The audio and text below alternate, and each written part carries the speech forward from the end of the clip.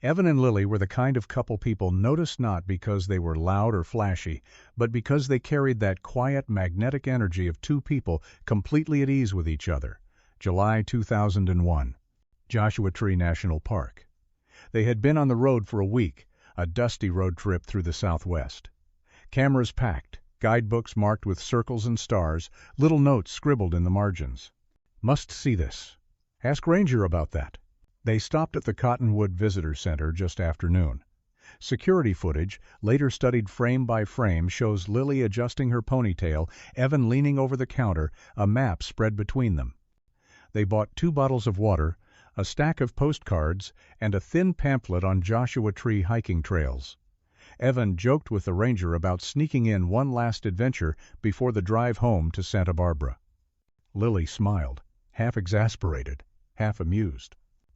They were last seen walking toward their white SUV. A rental. The sun was glaring off the windshield, the heat already rippling off the asphalt.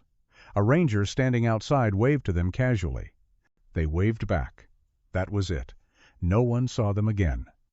In the years that followed, that final moment became something of a legend in Joshua Tree.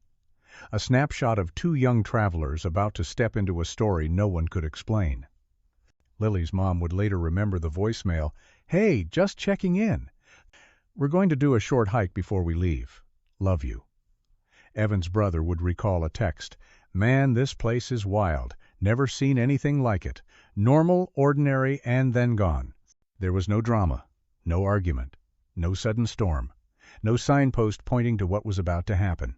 Just a couple in love, chasing one more memory in the desert the same way so many others had done before them. But in Joshua Tree, one last hike can turn into something else entirely, something the maps don't show, something the guidebooks can't warn you about, something waiting just past the edge of where you think it's safe to go. By the time anyone realized Evan and Lily were missing, the desert had already begun its work. The temperature climbed fast. July in Joshua Tree isn't just hotits bone-drying, breath-stealing, record-breaking heat. That week, the forecasts were alarming even by desert standards. 119 degrees Fahrenheit near the Pinto Basin, 123 degrees Fahrenheit near the southern trails. Asphalt softening under tires. Air so dry it stole moisture straight from your skin. Rangers posted warnings at every entrance station. Avoid hiking. Carry extra water. Stay near main roads. Tourists passed the signs, pausing just long enough to take photos a novelty, a brag. Most stayed cautious. Some didn't. On the 7th of July, around 3 p.m., a park employee driving along Pinkham Canyon Road spotted a white SUV pulled to the side. It was just a quick glimpse, but later she would remember. 2 people crouched near the open trunk, a map laid out, Evan's baseball cap shielding his face, Lily tying her hiking boots. Nobody thought much of it. Couples pull over all the time to check directions, to take photos, to cool off before moving on. By evening, the heat showed no mercy. Temperatures after sundown hovered close to 100 degrees Fahrenheit. The desert shimmered gold and violeta beauty that masked its danger. Back at the visitor center, radios buzzed with routine chatter.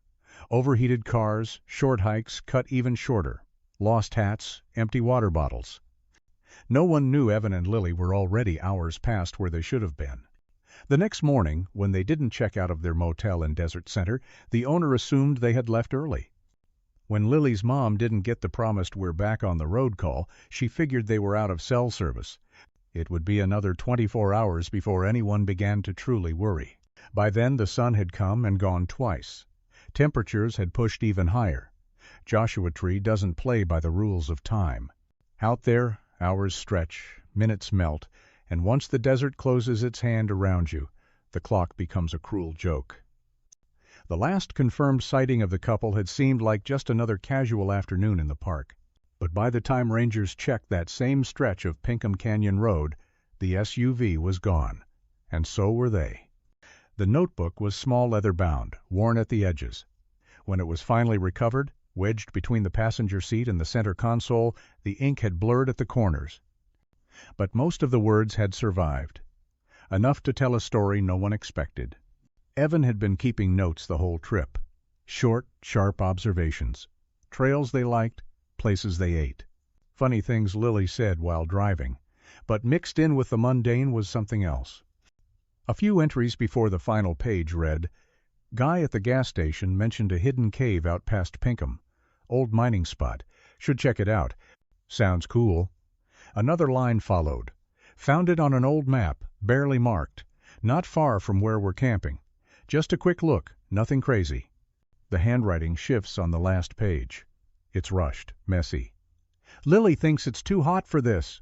She's probably right. But we're already here. Going to check the pass. Maybe spot the cave.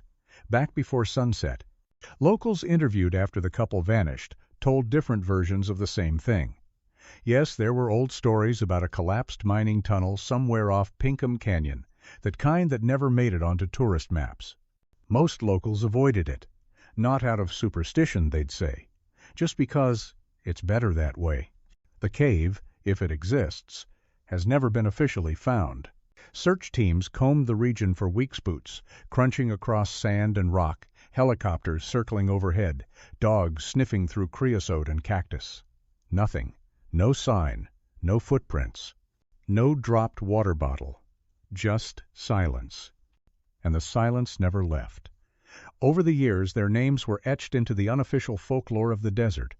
Campers would leave rocks stacked at the Cottonwood trailhead. Tourists would whisper stories of strange echoes in the canyons. Rangers never stopped looking quietly, off record, in the dry seasons when fewer hikers wandered too far. Evan and Lily became more than missing persons. They became part of the landscape vanished, but never entirely gone. The desert, as it often does, had taken what it wanted, and left behind only questions. But it was foolish to go poking around in a place that could swallow you whole. Evan didn't know that. Or maybe he did, but adventure has a way of blurring the edges. The idea of discovering something hidden, something not in the guidebooks, had worked its way under his skin like a splinter. Lily, if the notebook was accurate, had been more cautious. But sometimes love means compromise. And in the end, they walked beyond the trail markers, down into the maze of dry washes and gullies, following what used to be an old mining road, barely visible beneath layers of sand. It wasn't far, they must have thought, just over the ridge, just past that next turn. But the desert doesn't care what you planned. It only cares what you bring and what you leave behind. A week later, a park ranger flying a routine search grid spotted it from above a white glint against the bone-colored sand, far off any marked road, deep inside the vast desolation of Anvil Canyon.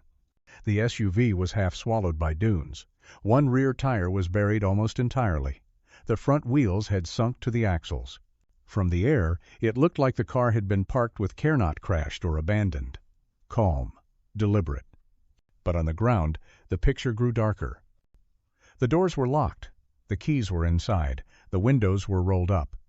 There were no footprints leading away, only the faintest disturbances in the sand, already half erased by wind. Inside the SUV was a time capsule, 2 empty water bottles, a crumpled map marked with a shaky X, a guidebook folded open to the remote trails section, a dead phone with no service, and Evan's leather notebook.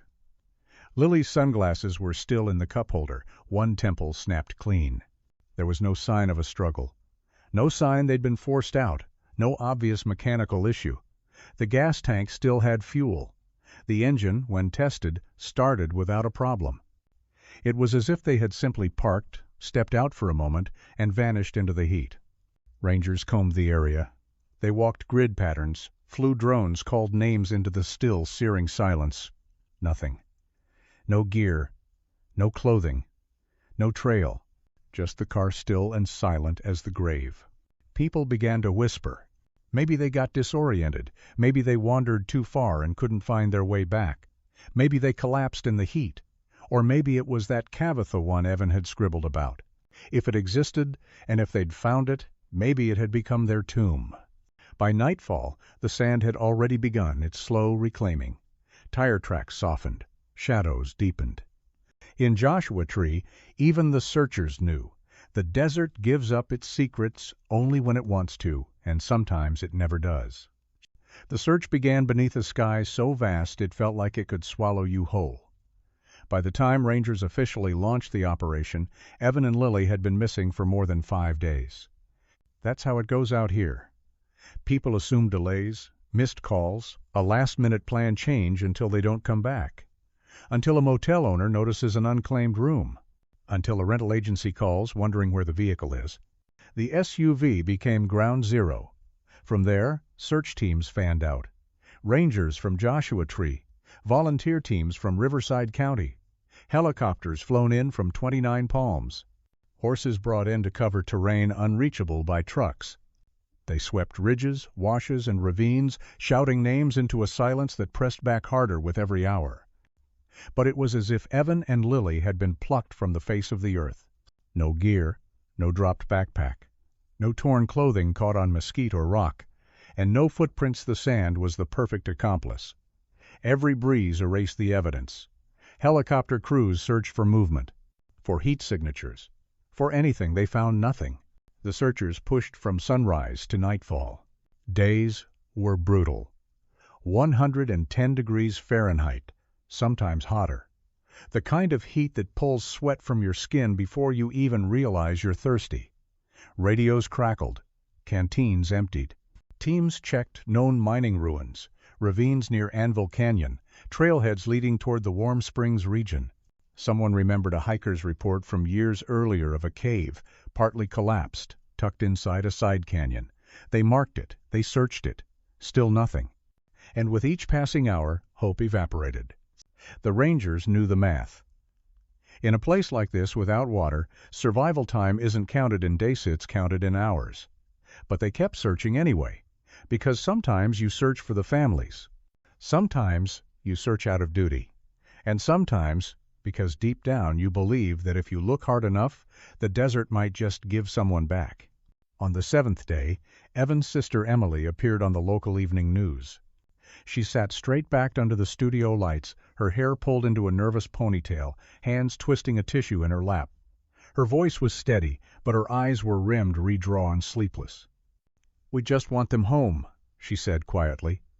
She spoke about her brother, about how much he loved history. The old books he collected, the antique maps, always the maps. He was fascinated by forgotten places, she said, her voice cracking just slightly. He would spend hours poring over mining records and digital archives. He talked often about abandoned shafts and hidden tunnels. He wanted to stand in the places people had long since left behind. The public latched onto that detail. A hidden cave. A lost mine. It lit up online forums, ignited Reddit threads, and drifted into whispered campfire stories. The couple hadn't just gotten lost. They'd gone looking for something. Searchers took notice. They pulled old topographical charts, scoured mining documents, dug through ranger logs from decades ago. A few reports matched the area Evan had written about. But the cave, if it ever existed, has still never been found. And Evan and Lily have never come home. The old-timers muttered under their breath about places best left alone, spots that never made it onto official maps, places the desert had claimed long before any ranger ever patrolled its borders. Emily's televised plea rippled outward. Soon, news vans rolled in. The couple's photos appeared on missing posters, on national websites, and in the corners of nightly broadcasts. Evan grinning under a baseball cap, Lily laughing behind oversized sunglasses. And all across the country, people asked the same thing. How does a couple just vanish? But in Joshua Tree, it's easier than you'd think. It didn't take long for the theories to start. In the cafes near 29 Palms, at gas stations off Highway 62, on dusty porches where locals watched the sun beat down with no Mercavery One, had a version. Everyone had a guess. They ran into trouble, one bartender told a reporter, shaking his head with a grim certainty. You get drifters out here, drug runners, people using those canyons to move things they don't want found. Others whispered darker theories of foul play, ambushes, hidden violence. What if someone had been waiting? A hitchhiker they picked up? A stranger at a rest stop? A wrong turn that led straight into the hands of someone who knew the desert better than they did? Then there were the veterans, just shaking their heads. No mystery, they muttered. Just heat and pride. Happens every few years. City folks come out thinking they're tougher than the Mojave. But online, the speculation exploded. The internet lit up. Threads sprang to life on Reddit, amateur sleuth forums, conspiracy blogs. People examined satellite images, cross-referenced topographic maps with mining claims. One area drew particular interest, the land near the Naval Weapons Center at China Lake, a restricted zone bordering the northwest edge of the park. What if Evan and Lily had stumbled onto something they weren't supposed to see? What if someone made sure they never told anyone? For the families, the speculation was unbearable. Emily stopped reading the comments after just a few days. Lily's parents stayed off the internet entirely. But the searchers, well, they couldn't help but hear the noise. And, late at night, out in the wind-raked stillness, some of them began to wonder, what if we're missing something? Still, everyone agreed on one thing: people don't just disappear. Not completely. But Joshua Tree has always been a place where things vanish. Water, time, trails, memories, and sometimes people too. It wasn't long before a ranger whispered 3 words under his breath: Death Valley Germans. In 1996, a family of 4 from Dresden couple and their 2 children vanished in almost the exact same region of desert. They had been driving a green Plymouth Voyager, smiling in photos at visitor centers, buying maps just like Evan and Lily. They never made it home. Months later, their van was found, deep in Anvil Canyon. The tires were shredded. The vehicle was stuck in sand. But for 13 years, no one knew what had really happened until a pair of hikers, following old clues, found human remains scattered across a remote ridge. Now comparisons were unavoidable. The search teams knew it. The locals knew it. And so did Emily, who quietly read those old case files late at night, circling names, connecting dots. Both cases began with a detour. Both featured adventurous travelers. Both involved massive search, efforts boots, drones, helicopter sand, still nothing. And both were now tangled in the strange gravity of California's desert history. A place where people chase legends and sometimes become them. Veterans of the 1,996 case began to weigh in. Some reached out directly to rangers. Others gave cautious interviews. Their advice echoed over and over. Don't assume they went east just because the SUV faced that way.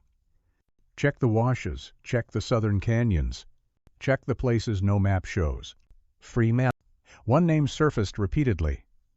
Tom Mahud, the researcher who had helped solve the German family's disappearance in 2009. Online forums buzzed with questions. Would Mahud come back? Would he see something no one else had? But beneath all the theorizing, beneath the chatter and the rumors, something colder sat, unmoving. The desert doesn't change. People change. People forget. They repeat the same mistakes. And the desert? It just waits. The rumor had been around long before Evan and Lily ever drove into the park, maybe longer than anyone could remember.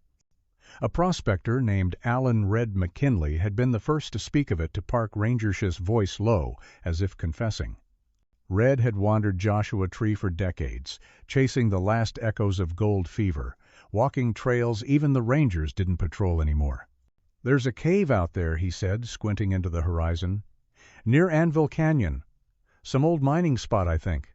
Big storm covered the entrance years ago. But it's still there.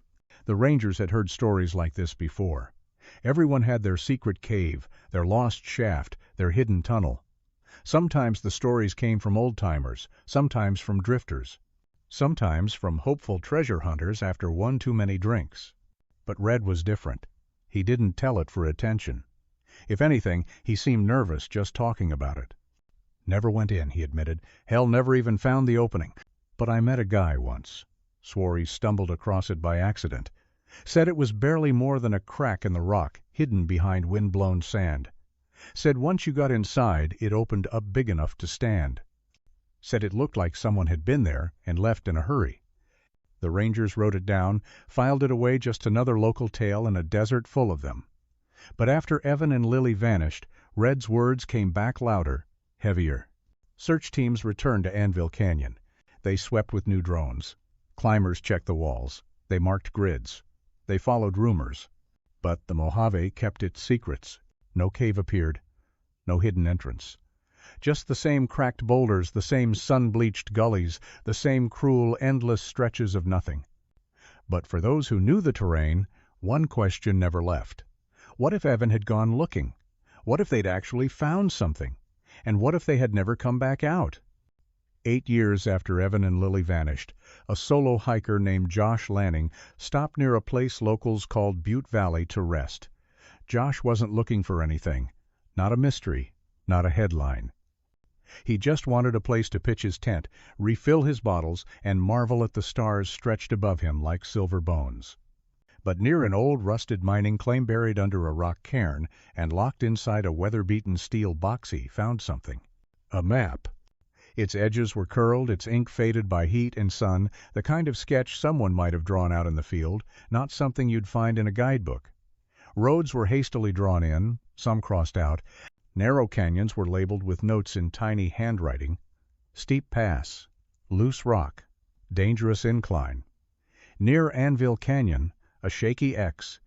At first, Josh thought it was just someone's old hiking plan. But there was something obsessive about the handwriting. In the margins were small, almost frantic notes. Possible shaft? Collapse? And faintest of all, check again next trip. He turned it over to the nearest ranger station. The map was filed into the archives, just another curiosity in a desert full of them. The connection didn't come immediately. The handwriting didn't match Evan's. There was no name, no date. But for those who remembered the case, who remembered Evan's fascination with forgotten mines and buried entrances, it felt like a whisper out of time. Could this have been what he was chasing? Rangers debated quietly, behind closed doors. Should they reopen the case? Should they send a team out to the spot marked with the X?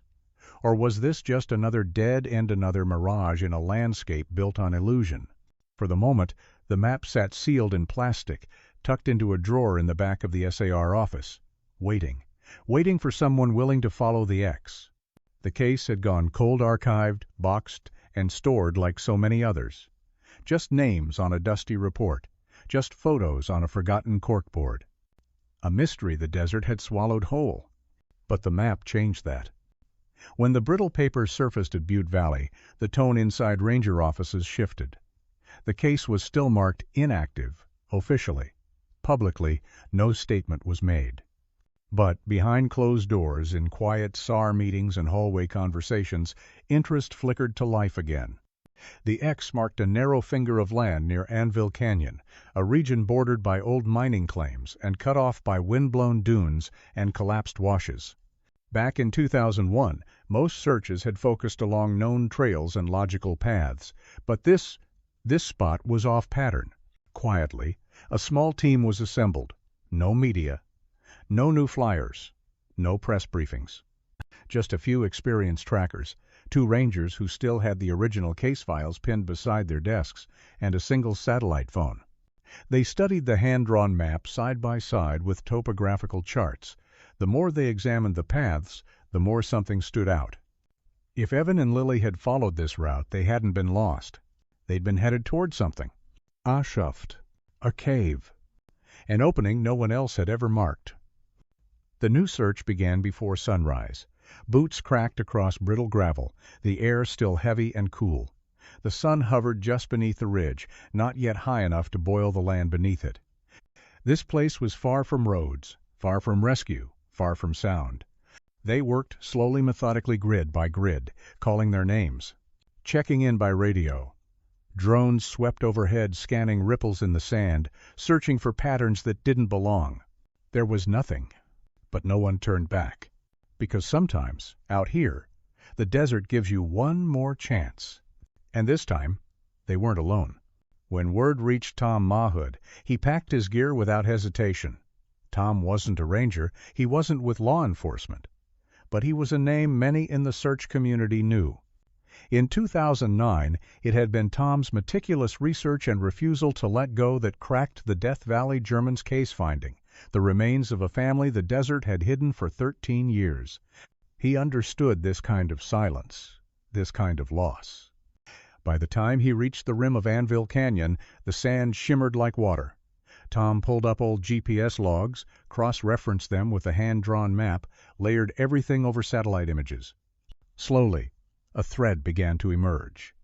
Narrow gullies, washed-out channels, all funneling toward one unsearched point just beyond the 2001 search perimeter. "This is where they would have gone," Tom told the team, voice quiet but resolute. "If they were looking for water, for shade, or for something they believed was real." He led them down into the sand, GPS clipped to his hip, eyes on the horizon, not just searching the ground, but the shape of the land, the folds, the seams, the collapses. This was not a place many had ever walked. The sand was deep, almost powder, soft. Every step sank. The heat pulsed up in waves. Still, they kept going. Hours passed. Then, just before dusk, a flash of something wrong. A scrap of fabric, sun-bleached and stuck to the earth, fused by time, faint. Near it, a shallow depression like the ground had once fallen in and slowly tried to forget. Tom crouched low, brushing his hand across the sand. "Here," he said softly. No one moved. No one spoke, and the desert held its breath. No one moved. Because sometimes the desert doesn't erase everything. Sometimes it leaves just enough for someone stubborn enough or haunted enough to find it. It was almost mist. Late afternoon, the light slanted low, casting everything in gold, turning the dunes into a shimmering sea. Most of the team had circled back to check gear, sip from warm canteens, shade their eyes against the glare. But Tom lingered, eyes scanning the ground, tracing shifts in color, places where the sand didn't quite lie right. That's when he saw it. A faint glint. No bigger than a coin, half swallowed by sun-baked earth. He crouched slowly, heart steady, fingers brushing aside the delicate grains. There, nestled between dry pebbles and brittle plant stems, was a thin metallic band of bracelet. He lifted it carefully, brushing sand from the surface, turning it over in his hand. On the underside, just faint enough to catch his breath, a single engraved letter. "Lily," Tom called softly. The name cracked through the still air like thunder on glass. The team gathered. Boots crunching into a wide circle. Eyes drawn tight, silence wrapping around them. It was delicate. A woman's bracelet. The kind worn every day without thinking, part of skin, of memory, of habit. They bagged it, marked the GPS, radioed it in. But Tom's focus had already shifted. Not to the bracelet, but to where it had lain. The sand here was different. Soft in a way that didn't belong. A faint sag in the surface. A subtle dip, like the ground had shifted or been moved. Barely visible unless you were looking. Unless you'd walked too many miles through places that didn't want to be looked at. Tom knelt, pressed his palm lightly to the ground. It gave. Just slightly. Enough to know something below had once been hollowland, might still be. The next morning, they worked slowly. No rush, no shovels, just gloved hands brushing sand aside, fingers testing the ground, reading the desert's skin like a fragile script. The depression widened as they mapped it. A shallow sinkhole, maybe 6 feet across. Just deep enough to catch the wind, deep enough to cradle a bracelet, deep enough to whisper a story no one wanted to hear. Tom lay flat, ear to the surface, tapping gently with his knuckles. The sound came back strange, muted. A dull, echo-like tapping over a drum stretched thin with time and dust. "It's a collapse," he murmured. "Old mining shaft, maybe? Or a cave." Each step around the edge made the ground shift just slightly. Just enough to remind them that this place had been waiting a long time to be found. They marked the perimeter, pulled maps, traced old fault lines invisible to the eye. Then they brought in a narrow probe, sliding it gently into the soil. It dropped farther than expected, pushing through layers of drift and sand. And then air. A pocket below. They set up ropes, cleared gear, lowered voices. The desert held its breath. By dusk, the probe was transmitting clearly. Beneath them, 10 feet down, maybe more, was a hollow space, framed by stone, held together by time and luck and stubborn gravity. Tom stood at the edge, staring into the cracked earth, his face pale beneath layers of sunburn. They hadn't just been lost. They had been here, all along. They worked as if the earth might break beneath them. No heavy machinery, no digging by force. Just careful hands, archaeology brushes, small trowels. Every grain of sand removed was catalogued, measured, bagged. The desert watched. The sun climbed high each morning, beat down mercilessly, set each night like a bruise across the mountains. But they kept digging. Layer by layer, they peeled back the earth, until finally they reached the edge of something man-made. A narrow crack, the remnants of a reinforced shaft probably from some long-forgotten mining venture. The beams were rotted through but still clung to shape. Wire rusted, nails bent and brittle. The air carried something else faint but distinct, the scent of what had once been alive. Tom stood back, arms crossed, eyes narrowed not with suspicion, but with sorrow. "This is it," he said more than once. The deeper they went, the more it became clear. The land had swallowed it whole. Maybe a rock slide, maybe a slow collapse over years. The wind had done the rest, carrying grains of sand one at a time, burying every trace, smoothing it into silence. At the threshold, they reinforced the shaft. Timber braces, level checks, each step tested. Inside, the air was cold, unnaturally cold, the kind that clings to places where the sun hasn't touched in decades. No one said it aloud, but they all knew. This wasn't just a cave. It was a tomb. They broke through just after dusk on the third day. The sand shifted inward with a sigh knot, a crash, a soft collapse, enough to open a crawl space, wide enough for a light, wide enough for a person. Tom went first, carefully, slowly. His knees scraped against rock, his flashlight slicing narrow through the dark. The air was dry as bone. It smelled of dust, of ancient stone, and faintly, faintly of something human. The beam caught something pale ahead. Cloth, skin. They were there.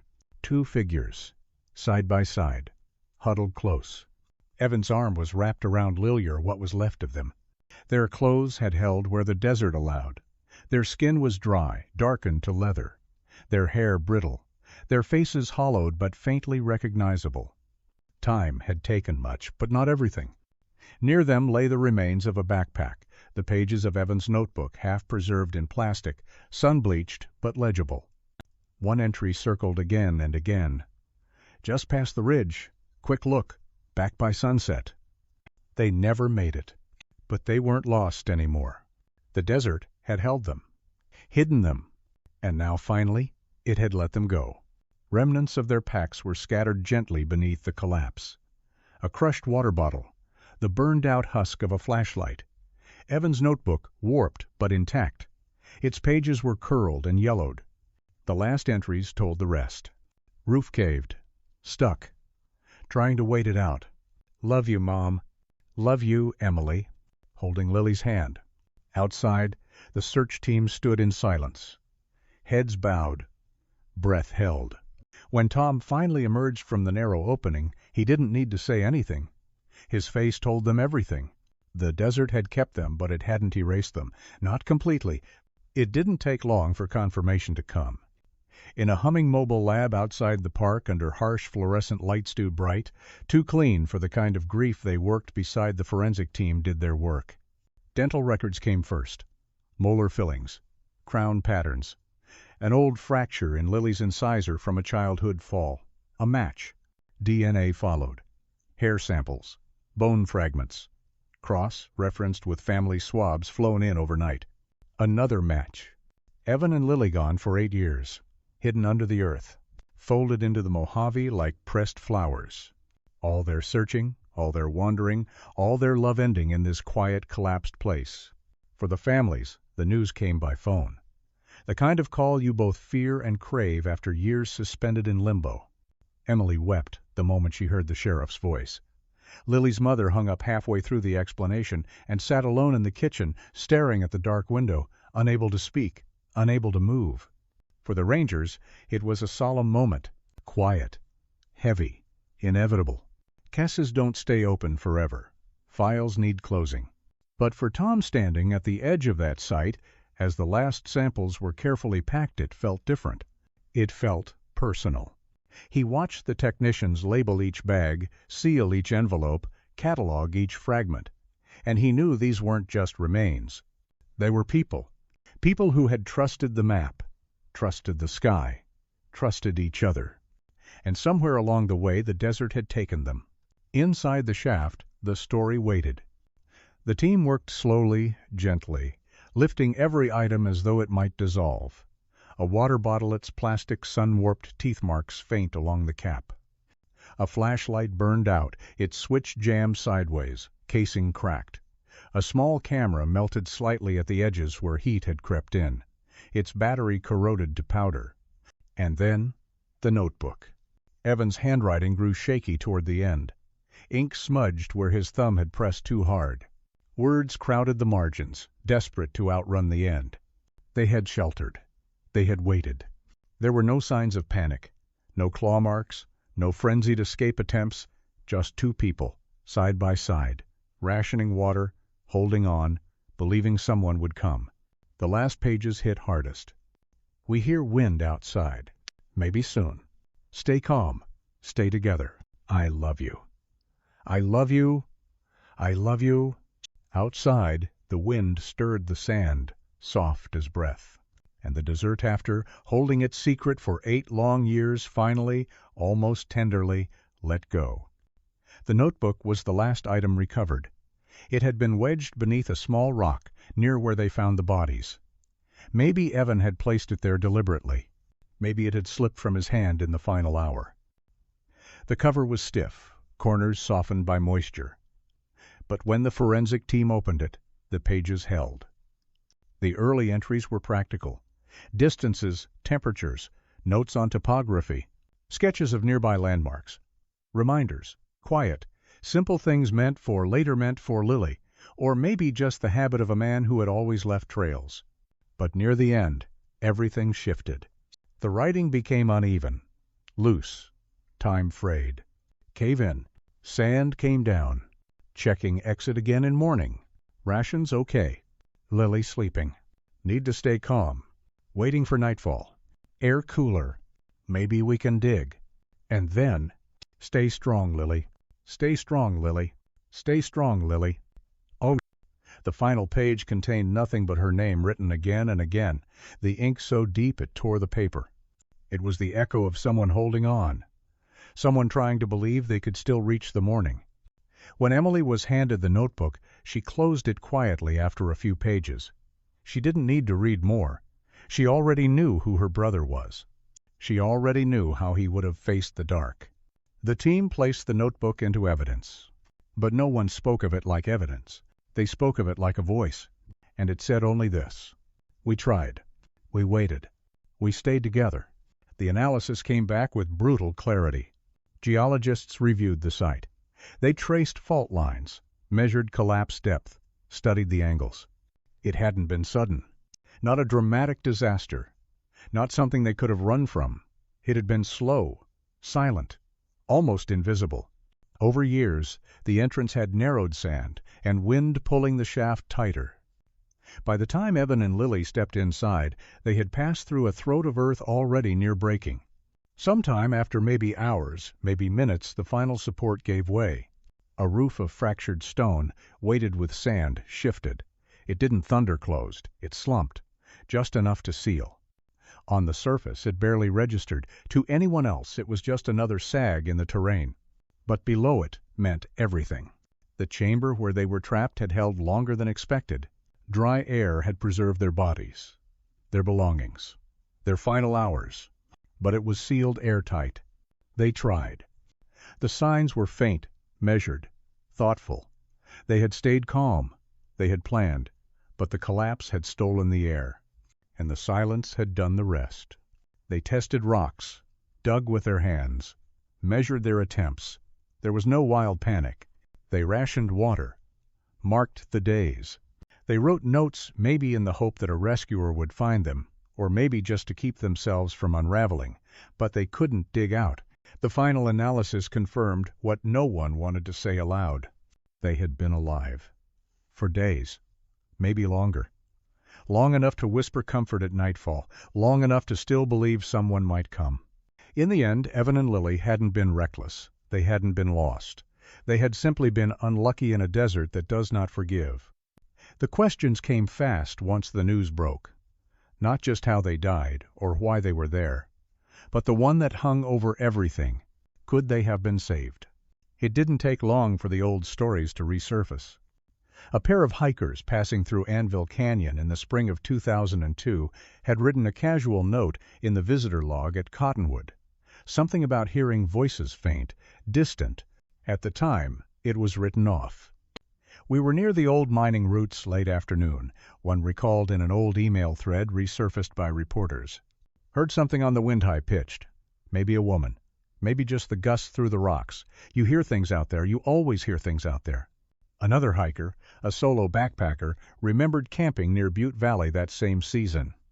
In his journal, he'd noted a strange echo at dusk like, someone calling faint and far off. At the time, he'd thought it was another hiker. Or maybe just his nerves. None of it seemed worth mentioning then. But now, the memories clung to the edges of every conversation, like smoke. Had Evan and Lily been alive just beneath the surface waiting, hoping? Had their voices drifted up through cracks in the earth, carried by the desert wind, brushing past the ears of strangers who paused, listened, and then walked on? The rangers cautioned against conclusions. The distances, the acoustics out there, it's easy to imagine things, one said. But off record, some of them wondered. And for the families, that thought was the hardest to bear. Not just that Evan and Lily had been lost, but that maybe, just maybe, someone had almost found them. The press releases came quietly. No podiums, no cameras. Emily's statement was brief. She thanked the searchers, especially Tom by name. She thanked the rangers, the forensic teams, the volunteers. Then, in her final line, she wrote, "We always believed they were together, and they were." Lily's parents released a handwritten letter through their pastor. The lines were shaky in parts. They wrote about their daughter's love for adventure, her laughter, the way she could turn a roadside diner or a quiet walk into something magical. "We never stopped waiting," they wrote. "Now we know where she is." Closure is a strange word. It settled heavy in the mouths of those left behind. Some called it relief. Some called it heartbreak. For 8 years, they had lived inside the hollow space of not knowing, filling it with hope, with silence, with questions. Now that space was filled not with answers but with finality. And that was its own kind of grief. In Joshua Tree, the sun rose the next morning as it always did, golden and vast and indifferent. The same desert that had taken Evan and Lily, the same desert that had hidden them for so long. Now, it watched as their families stepped into the slow, painful light of knowing. But the quiet didn't last. Within days, the story spilled beyond the park's boundaries. First local stations, then national headlines. Then a ripple across the online communities where missing person cases live in that strange, half-lit corner of the internet.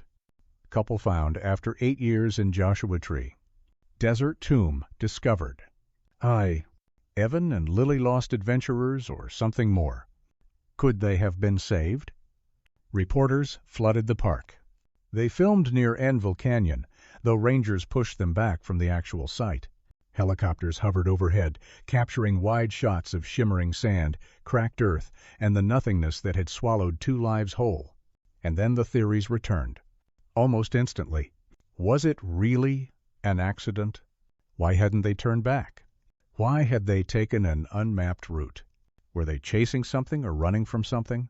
Online, the speculation spiraled. Hidden treasure. Secret military experiments. A survivalist stunt gone wrong. And in the darker corners, whispers that maybe they'd been lured. Met by someone out there. That the cave-in wasn't entirely natural. For the searchers, for the families, it was agony. Emily declined all interviews. Lily's parents stopped answering the phone. Tom Mahood, whose quiet, relentless persistence had led to the discovery, issued a short, calm statement. "There's no conspiracy here," he wrote, "just 2 people who took a wrong turn in a place that punishes wrong turns. Let's not turn their story into anything lesser, anything more than what it was." But even Tom knew stories like this don't fade. Especially not when there's still a map. Especially not when the map has an X at its center. It took another week before the man finally stepped forward. His name was Paul Crenshaw, retired geologist. Thin, Sunday leathered. His hands still bore the rough calluses of a life spent in the field. He was the one who had left the map in the old metal box near Butte Valley, the one Josh Lanning found and turned over to the Rangers. Paul hadn't drawn the X lightly. Years before, he'd wandered that same land, crossed the same ridges. He'd traced old mining reports, followed whispers of lost shafts, half-collapsed tunnels buried under wind-shaped stone. Collapsed tunnels. He'd seen them before. And he'd seen the depression near Anvil Canyon Tooth where the land slumped, how the sand didn't move right there. I always meant to report it, Paul Crenshaw admitted quietly to reporters, eyes lowered, but I told myself no one would ever be out there. And when the map resurfaced and the search reignited, Paul said he felt his stomach twist. Deep down, he'd known for years that something was wrong in that place. "I just thought it was an old shaft," he said. "I didn't think it was people." He paused. His voice cracked. "I wish I'd said something." The media latched on to his regret. Some headlines painted him as a near hero, others, a near villain. But those closest to the case understood. Paul wasn't either. He was just another person the desert had haunted, and like so many before him, he'd learned the cost of silence too late. The cave, as it turned out, had once had a name. Historians traced it back to a mining claim filed in 1931, the Beckett Shaft. It was part of a short-lived gold venture that folded after barely 2 seasons, crushed under heat, cost, and disappointment. The paperwork still survived in a crumbling county archive. Yellowed pages, listing supply orders, payroll ledgers, and a single line near the bottom of one report. Ceased operations due to instability. It was never meant to be found again. Still, fragments of memory survived. An old-timer recalled his grandfather once pointing at a place in the desert and warning, "That's a hole you don't go near." A surveyor in the 1970s marked a depression on a draft of a topographical map but left it unlabeled, calling it insignificant. Collapsed. By the time Evan and Lily arrived in 2001, that place had become little more than a dent in the landscape. A whisper in the stone, a ghost of purpose, long erased by wind and sand. The more the historians dug, the clearer the picture became. The shaft hadn't been reinforced in nearly a century. The wooden beams found near the collapse were rotten through stronger than a handful of twigs.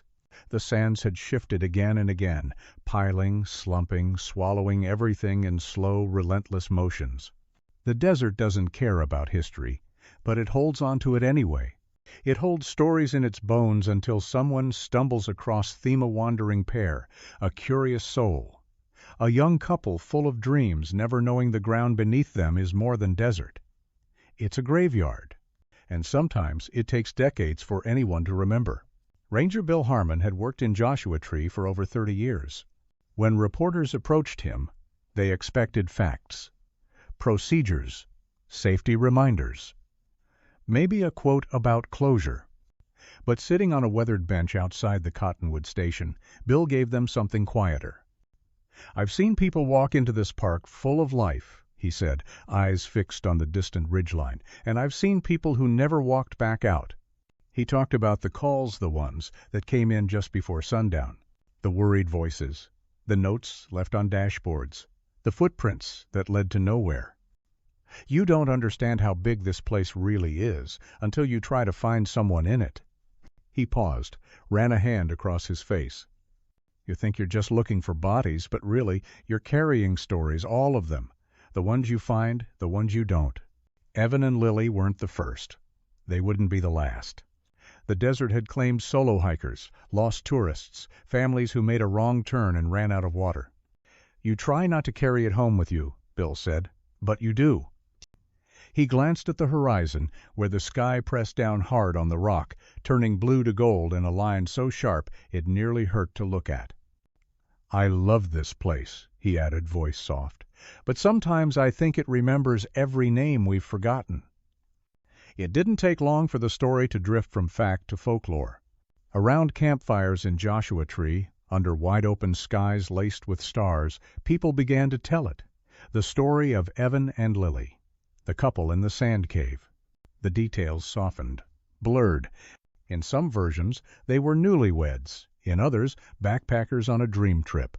Sometimes they were treasure hunters, sometimes just dreamers. But the ending was always the same. They went looking for something hidden, and the earth swallowed them whole.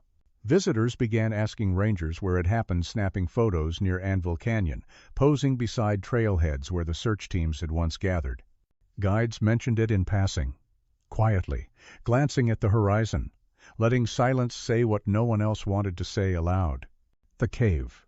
The X on the map. The final entries in the notebook. All of it folded into the desert's long chain of stories layered atop mining myths, the tale of the Death Valley Germans, the strange echoes people still swear they hear at night.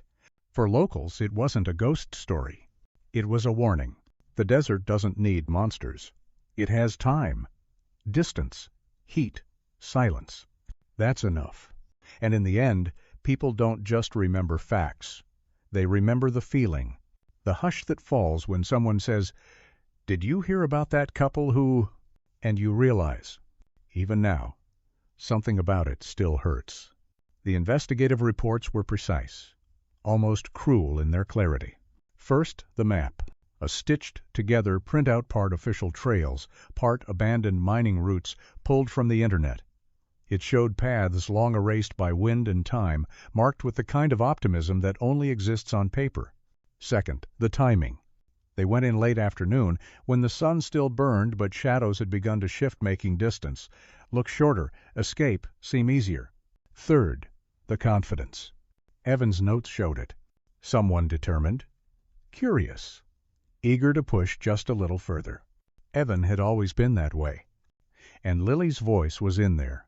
Too gentle caution, reason grounded in instinct. But they were a team. They trusted each other, believed they'd know when to turn back. But in Joshua Tree, small mistakes don't stay small. They compound. The collapse might have happened behind them, or above them, or just seconds after they slipped inside, a matter of moments turning exploration into entrapment. There were no wild errors, no dramatic recklessness. Just a slow, quiet stacking of choices that, out here, can cost everything. The final report ended with a single, clipped line meant to summarize it all.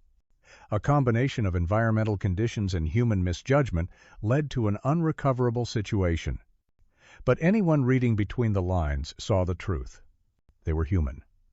And in the desert, sometimes that's all it takes. They placed the plaque quietly. No ceremony, no cameras, just a few rangers, a small team, a simple metal marker fixed into the hard earth near the sealed cave. It read, "In memory of Evan and Lily. Lost July 2001. Found October 2009. Forever part of this place." The wording had taken days. How do you sum up 8 years of waiting? The weight of a family's grief? The hush of a searcher's steps? The soft collapse of time itself? In the end, they kept it plain. Almost spare. The plaque wasn't for headlines. It wasn't for tourists. It was for those who knew. For the families who might one day return. For the rangers who walk this land daily. For the lone hiker who stumbles close and pauses long enough to read. Emily came once. Months later. The desert was cool then still, silent under a pale winter sun. She stood alone at the spot, fingers brushing the metal, eyes closed. She left behind a small rock, pale, smooth. The kind you carry in your coat pocket without knowing why. The cave remained sealed. A scar in the earth, slumped under layers of drifted sand and fallen stone. No one planned to open it again. There was no reason. The desert had taken what it wanted. And now, at least, it had returned just enough. The plaque caught light at certain angles, flickering gold, then silver, then soft gray, like a memory too stubborn to disappear, too faint to fully hold. In the end, Joshua Tree kept most of its secrets. For every Evan and Lily found, there are others still out there.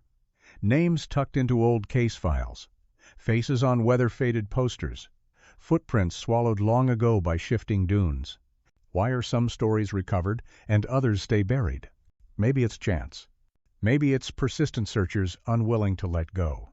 Maybe it's just timing. The desert's way of loosening its grip, offering up a scrap, a glint, a buckle, a bracelet, a whisper. Or maybe it's simpler. The desert only gives what it's willing to let go. It has no malice, no hunger, just time. Time and silence, and the kind of stillness that doesn't answer to anything human. In that vastness, people come and go hoping, testing, wandering, sometimes vanishing. The desert watches. It waits. And in the end, it always wins. Not with cruelty, not even with intent, but with patience. The kind of patience that outlasts footsteps, that wears down hope, that folds names into wind, into rock, into memory. Evan and Lily's story ends here, but the desert story doesn't grieve. It goes on, as it always has. A place where beauty and danger live side by side. A place where some come to find themselves, and some are never found at all. This story was intense. But the story waiting on the right-hand side? That one's even more unbelievable.